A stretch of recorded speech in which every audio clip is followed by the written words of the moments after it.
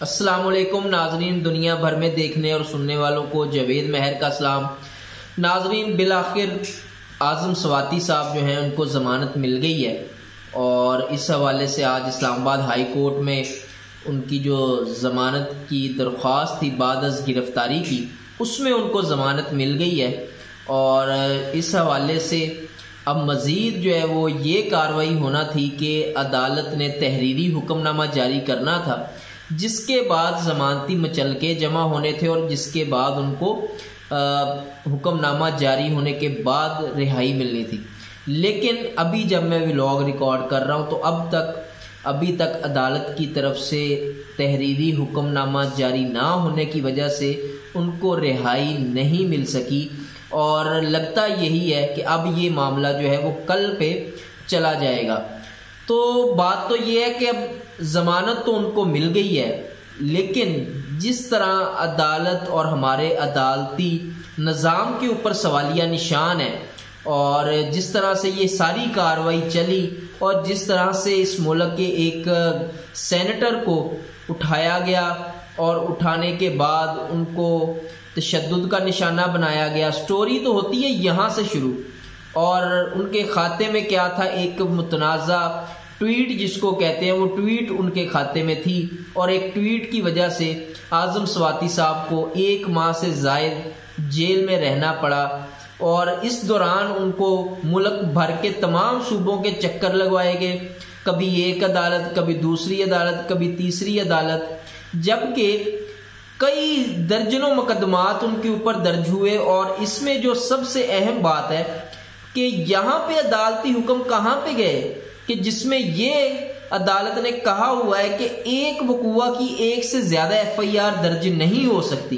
تو یہ بھی ہمارے عدالتی نظام کے اوپر سوالیہ نشان ہے کہ وہ کون لوگ ہیں جو کہ نہ عدالتوں کو مانتے ہیں،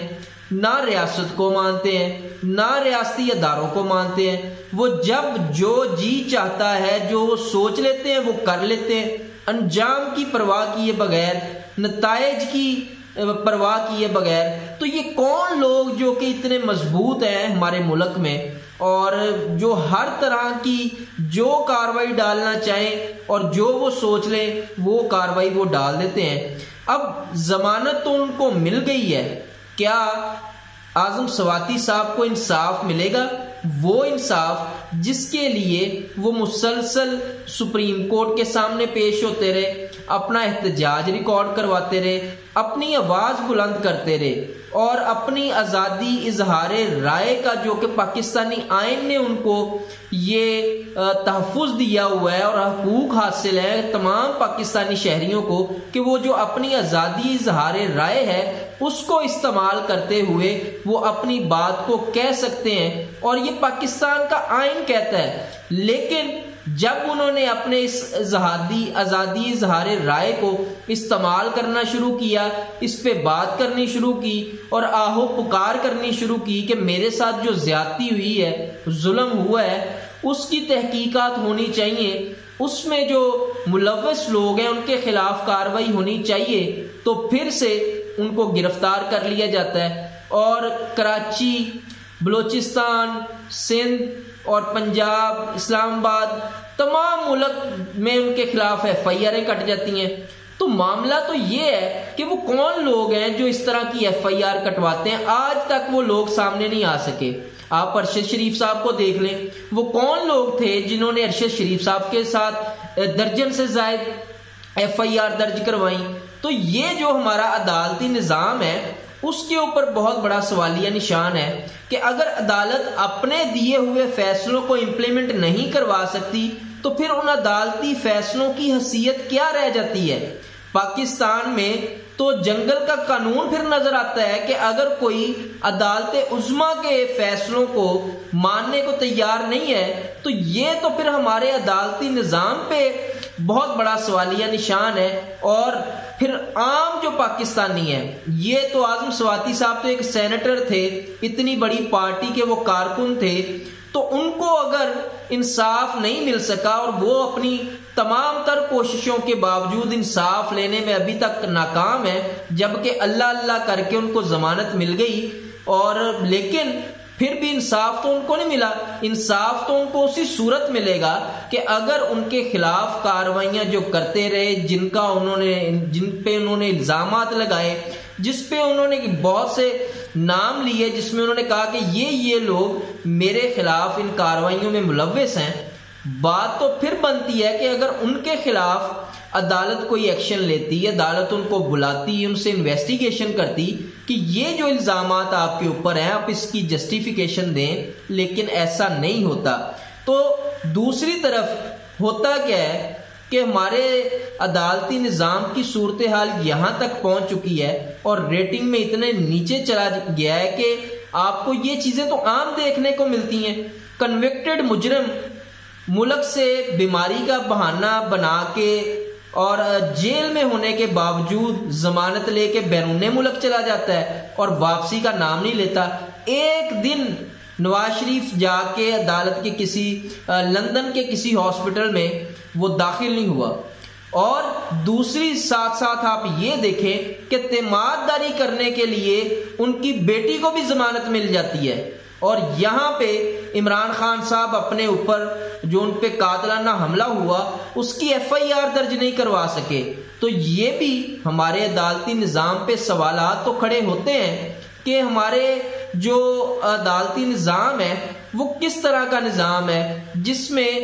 تمام قانون، تمام آئین اور ان چیزوں کو کمپرومائز کرنا پڑتا ہے، اور بہت طاقتور جو لوگ ہیں ہمارے ملک میں وہ مبینہ طور پہ یہ تمام معاملات کو دیکھتے ہیں، اور اس کی مثالیں بھی موجود ہیں. تو بات تو یہاں تک پہنچ چکی ہے. تو میں سمجھتا ہوں کہ اگر تمام ادارے اپنی اصلاح کریں، اپنے اوپر تنقید کو برداشت کریں اور اپنے اعمال درست کریں، پاکستانی قوم بہت زیادہ ناراض ہے، اور انہی وجہ سے ناراض ہے کہ ادارے جو ہیں وہ اپنے دائرہ اختیار میں رہ کے کوئی ادارہ کام کرنے کو تیار ہی نہیں ہے. تمام ادارے اپنی جو ایک کہہ لیں رٹ ہے اور اپنی طاقت کا استعمال کرتے ہیں، اور جس طرح سے ان کو چاہیے، جو نتائج چاہیے وہ لینے کے لیے وہ کوشاں ہیں. تو یہ جو اب تک کی صورتحال ہے، اور اس میں جو ہمارے عدالتی نظام کو جس طرح سے ایکسپوز کیا ہے. اب ایک چیز یاد رکھیے گا کہ جب بھی بعد از گرفتاری کی ضمانتیں فائل ہوتی ہیں، عدالت میں جاتے ہیں یہ کیسز، تو عدالت ایک چیز یہ بھی سامنے رکھتی ہے کہ اگر اس پہ کوئی جرم ثابت نہ ہوا ملزم پہ، تو یہ جو جیل میں رہے گا اس کی بھرپائی، اس دورانیے کی بھرپائی کون کرے گا؟ کیونکہ اس کا کوئی نعم البدل ہی نہیں ہے کہ آپ ایک بندے کو پکڑ کے اندر ڈالے رکھیں، بعد میں پتا چلے کہ جی اس کے اوپر کوئی جرم ہی نہیں ہے. تو بعد از گرفتاری بہت سارے کیسز میں مل جاتی ہے، لیکن یہاں پہ صرف ایک ٹویٹ تھی کھاتے میں، لیکن ان کو 1 ماہ سے زائد جیل میں رہنا پڑا، اور یہ ہمارے عدالتی نظام پہ بہت بڑا سوالیہ نشان ہے. اور لاسٹ پہ میں یہ کہوں گا کہ اعظم سواتی صاحب کو ضمانت تو مل گئی، لیکن یہ جو سلسلہ ہے ہمارے ملک میں اس کو بند ہونا چاہیے. کسی ادارے پہ تنقید کرنے سے نہ تو اداروں میں بغاوت ہوتی ہے، اور نہ ہی ادارے اتنے کمزور ہیں کہ وہ بکھر جائیں، ٹوٹ جائیں، یا ان میں کوئی بغاوت کا عنصر آ جائے. تو یہ جو ہے وہ ہمارے اداروں کو بھی اس پہ سوچنا چاہیے کہ بالآخر وہ پاکستان کے ادارے ہیں، اور ادارے اسی وقت مضبوط ہوتے ہیں جب پاکستانی قوم ان کے ساتھ کھڑی ہوتی ہے، پاکستانی قوم کی سپورٹ سے وہ آگے بڑھتے ہیں اور اپنی کامیابی حاصل کرتے ہیں. اس کے بعد PDM جو ہے اس میں اب کھلبلی مچ چکی ہے، اور آہو پکار جاری ہے، مدد کی پکار جاری ہے. اور اس میں آج PDM جو ہے وہ مایوس ہوئی ہے، اور اس نے اسپیکر اور ڈپٹی اسپیکر کے خلاف جو اپنی عدم اعتماد کی تحریک تھی اس کو واپس لے لیا ہے، اور صرف کہہ یہ رہے ہیں کہ جی وزیر اعلیٰ پہ فوکس کرنا ہے عدم اعتماد کے حوالے سے. بات تو یہ ہے کہ جو ڈپٹی اسپیکر اور اسپیکر پہ عدم اعتماد کامیاب نہیں کروا سکے اور انہوں نے واپس لے لی، کیا وہ جو وزیر اعلیٰ ہیں ان کے خلاف کٹھے جو ہیں وہ عدم اعتماد کامیاب کر سکیں گے؟ تو سوال تو یہ بھی پیدا ہوتا ہے کہ کیا ان کے پاس نمبرز ہیں؟ معاف کیجیے گا، ان کے پاس نمبرز نہیں ہیں. زرداری صاحب کا مایوس ہو کے لوٹنا یہ بھی ایک کڑی ہے کہ پی ڈی ایم کو شکست ہوئی ہے، اور اس صورتحال میں ان کا معاف کیجیے گا عدم اعتماد کی تحریک کو واپس لینا یہ بظاہر پاکستان تحریک انصاف اور کاف لیگ کی کامیابی ہے، کیونکہ اگر ان کے پاس نمبرز پورے ہوتے تو یہ ضرور جو ہے وہ عدم اعتماد میں جاتے، لیکن شرمندگی سبکی سے بچنے کے لیے انہوں نے عدم اعتماد کی تحریک واپس لی ہے، اور اس سلسلے میں یہ اب جو ہے وہ صرف اور صرف جو ایک ڈیلنگ ٹیکٹس ہیں ان کو استعمال کریں گے اور کوشش کریں گے کہ وہ جتنا اس ساری صورتحال کو کھینچ سکے اور کھینچیں، اور جس طرح سے ان کا ٹائم جتنا زیادہ سپینڈ ہو اس کو کرنے کی کوشش کریں۔ تو دیکھتے ہیں آنے والے دن کس طرف لے کے جاتے ہیں، کیونکہ 9 جنوری کو باقاعدہ طور پہ